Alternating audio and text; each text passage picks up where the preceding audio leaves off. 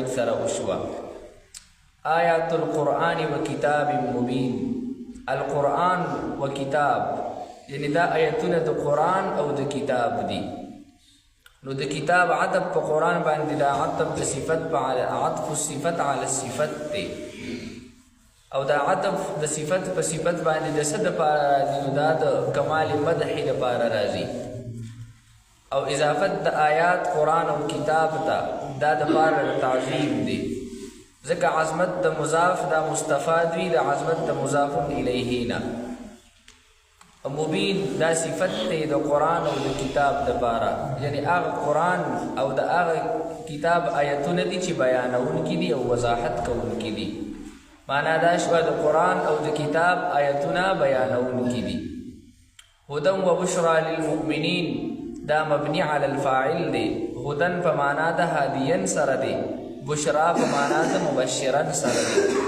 یعنی دا چې دی نو هدایت دی، هدایت ورکوونکی دی، او دارنګې زیری ورکوونکی دی مؤمنانو ته.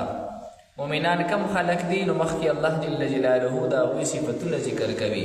لومبنی صفت د ایمان والو دا دی الذین یقیمون الصلاة، چې دی پابندي د لمونځ کوي. ویؤتون الزکاة، او دویم صفت یې دا دی چې دی به ورکوي زکات لره. وهم بالآخرة هم یوقنون، او دریم صفت یې دا دی چې په آخرت باندې به یقین لري. یقیمون الصلاة نه مراد عبادت بدنی دی، ویؤتون الزکاة نه مراد عبادت مالی دی. وهم بالآخرة هم یوقنون د دې نه مراد اعتقادیات دي. مجموعه معنی دا شوه مؤمنان هغه خلق دی چې د هغوی عبادت بدنی او عبادت مالی او دارنګې د هغوی عقاید هغه ټول چې دی نو درست او صحیح وي. مؤمنان هغه خلق دی.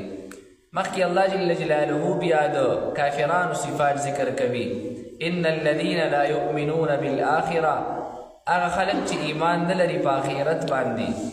زینا لهم اعمالهم، الله فرمایي مونږه ښایسته کړي هغوی ته د هغوی هغه بد عملونه، یعنی د هغوی اعمال بد دي او کفر دی، شرک دی، او دارنګې نور چې دی نو د هغوی هغه بد اعمال دي، خو لیکن هغه خپل اعمال هغوی ته ښایسته ښکاري. الله فرمایي دا ورته ما ښایسته کړي دي. نو دلته اضافت الله خپل ځان ته، الله فرمایي ما ورته د هغه بد